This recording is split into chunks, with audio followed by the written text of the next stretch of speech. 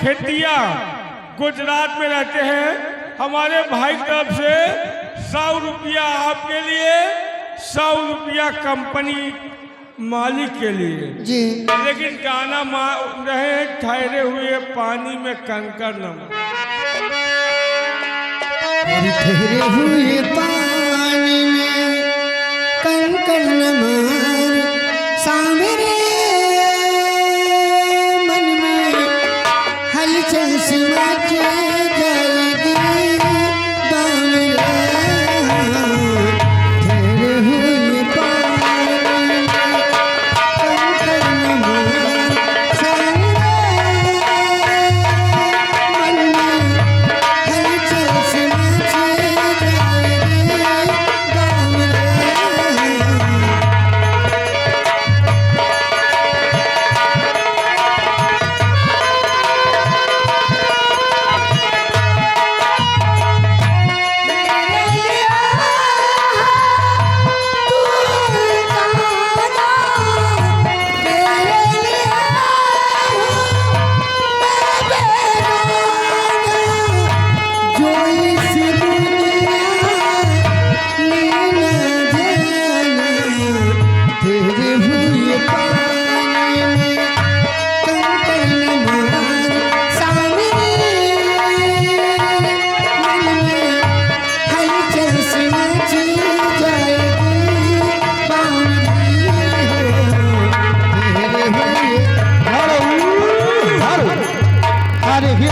एक अवश्य सूचना है ब्रजेश भाई जहाँ कहीं वो हो अपना फोन उठा ले।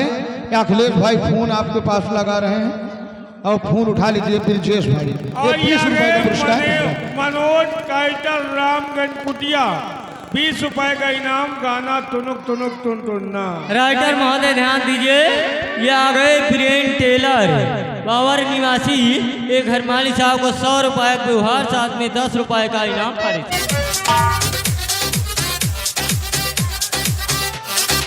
सबकी बदरी छाई, पूरे देश के ऊपर छाई रही विपत्तियाँ, सुरतियाँ अब ना देखई पाई।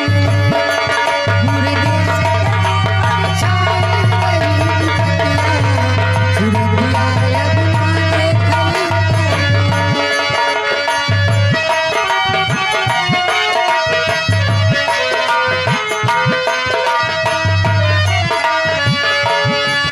हो राती राती भर जाग जाग के बाबा पहले पढ़ाई। रात रात भर जाग जाग के बाबा पहले पढ़ाई। देश रहा गुलाम हमारा, कब की बदरी छाई, पूरे देश के ऊपर छाई रही विपत्तियाँ, सुरतियाँ अब ना देखई पानी। हेलो हेलो, आइए आगे राकेश भाई साइकिल स्टोर सुंदरगंज चौराहा निवासी एक ही तरफ से हमारे पेटी मास्टर साहब के लिए 10 रुपए का स्पेशल पुरस्कार पारित किया था। आर्थ नृत्य करने क्या है?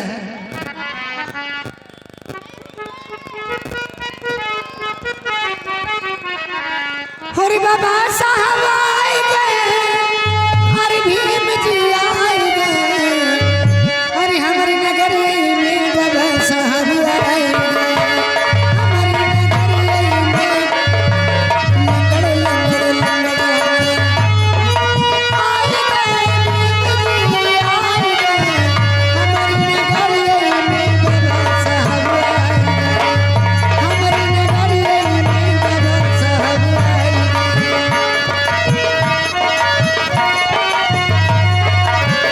जौनी नगरिये में पनिया न रहले, पनिया न रहले साहब, पनिया न रहले। वही रे नगरिया में, वही रे नगरिये में पाना खनाई गए। हमारी नगरिये में बाबा साहब। ए भैया पर्दा उठा दियो, अब इनके बाबा साहब के डीजे पर दिखाओ।